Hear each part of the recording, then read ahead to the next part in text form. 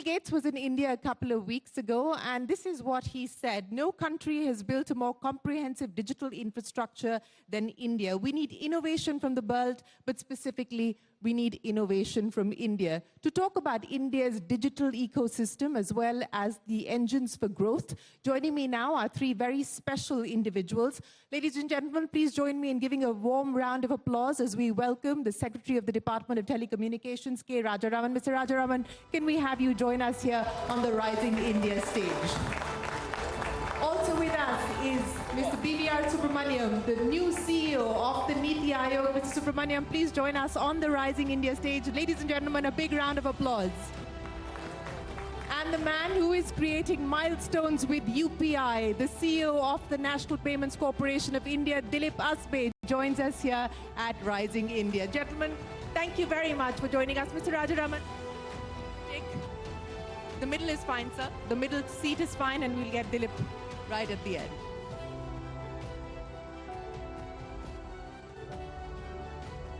Thank you very much to all of you for joining us here today. Mr. Rajaraman, let me start by asking you, because the growth of digital India is incumbent on the digital highway and the digital infrastructure, which the Department of Telecommunications that you lead is responsible for.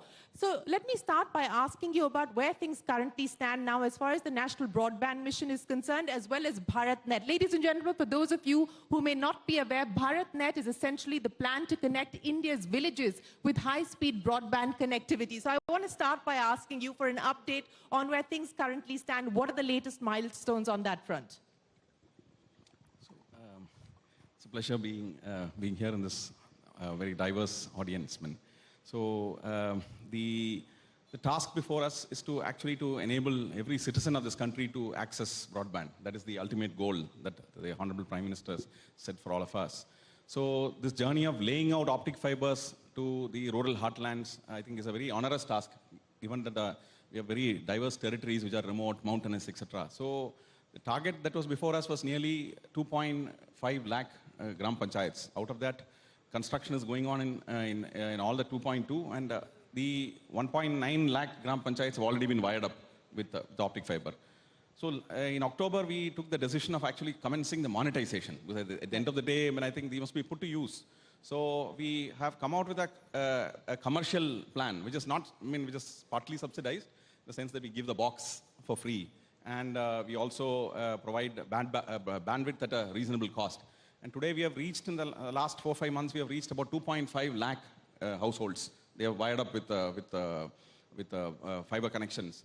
And we couldn't believe that the per household consumption has reached nearly about 160 GB per month, which is amazing, I think. So therefore, there is a huge pent-up demand out there. And I'm sure that the way we are going to expand now will actually satisfy that requirement for information and the connectivity to the world, I think. So I believe that BharatNet has a great opportunity to actually be a complement to the mobile networks. While 5G gets rolled out, the mobility aspect of connectivity will get addressed. But I guess there is also a parallel requirement for connectivity at the households, where penetration may be inadequate. Yeah. So people have requirement for online education, for businesses within the households, and perhaps even doing online businesses, e-commerce and so on and so forth. So they will require a complement between the mobile and the fiber, and we believe that this is a great opportunity that we have before us. You know, you talked about the opportunity, and you also talked about how many households you've managed to connect so far. But you also alluded there to monetization. But there was a lot of chatter about the fact that monetization had actually been derailed, that there wasn't that much public-private, there wasn't that much private interest in wanting to partner with the public. So are you saying that that's not the case? Is there private sector interest? No, it's a very good question. See, incidentally, fixed line networks, optic fiber networks, are very expensive to maintain, especially because we have a huge construction work going across the country. We have a huge number of programs. India is forever under construction. Yes. So therefore, cuts, every fiber network suffers nearly about 4 cuts per 1,000 kilometers per month. So the cost of maintaining a fiber optic network is very onerous. So therefore, and coupled with that, we have a low, what do you say, expected revenue base in the rural areas.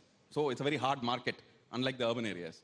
So therefore, the private sector perception of this particular value of this particular network is a little low. I mean, I think we can well understand that. Therefore, I think we have decided to go forward with the public sector model, wherein BSNL will maintain it, run it, and then monetize the last mile. So we are not monetizing the whole network, but the last mile, where from the village point, I think they will take it to the households and maintain it and service the customer. And that's worked well, I think. I'll come to BSNL and the revival package that the government announced for BSNL in a second, but let me get Mr. Subrahmanyam into the conversation as well. Mr. Subrahmanyam, you know, as part of the India at 75 vision, NITI Aayog had put together a strategy document, a strategy paper on the use of digital technologies, the use of digital innovation. As things currently stand, beyond Ayushman Bharat, beyond health and financial inclusion, where do you believe the next bed of innovation will lie, especially in the context of the development state that the NITI Aayog is pushing for? Before I answer that, I'd like to actually take you back. What's the importance of digital public infrastructure? I think that's very, very important to understand. You see, I think the digital space grew in an area of benign neglect. Governments around the world allowed them to grow because I think that was required very early on. One didn't understand how these digital technologies would grow and how they would pan out in the long run.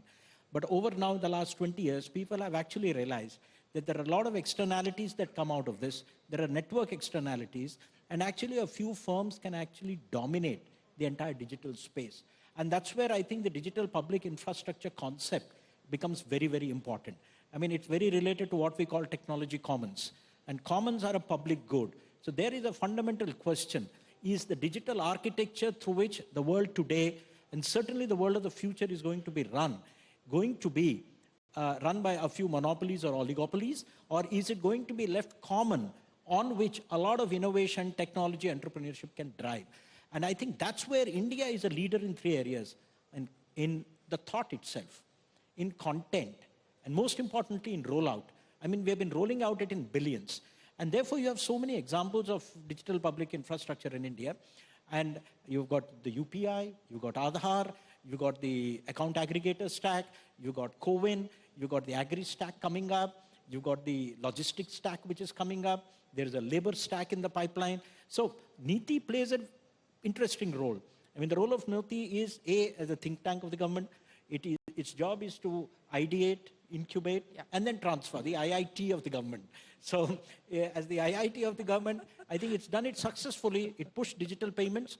I think it's in the process of pushing a couple of other things. I mentioned agri, I've talked about labor, I've talked about logistics. I mean, the portal was conceived here, but then now you have a department taking it forward. So I see a bright future, and I see this space being an area which will actually drive Indian technology and much more Indian entrepreneurship in India and globally. You know, that's a nice line that you've given us. NITI Aayog is the IIT for India, and I can see many will probably go with that headline tomorrow. It's a quotable quote there, Mr. Subrahmanyam. But, you know, I'll come back to you on the importance of the digital goods aspect that you spoke of and what we can now expect in the next phase of growth. But let me get to Dilip Asbe of NPCI. And before I get to you, Dilip, let me do a quick poll here of the audience. How many people here use UPI? Literally everybody in this room. Dilip, that should bring a big smile to your face. Who didn't raise the hand, actually? Who doesn't use UPI? Yeah. That's one solitary gentleman in the room, and okay, three people in this room who don't use UPI. So, well, the house is on your side, Dilip.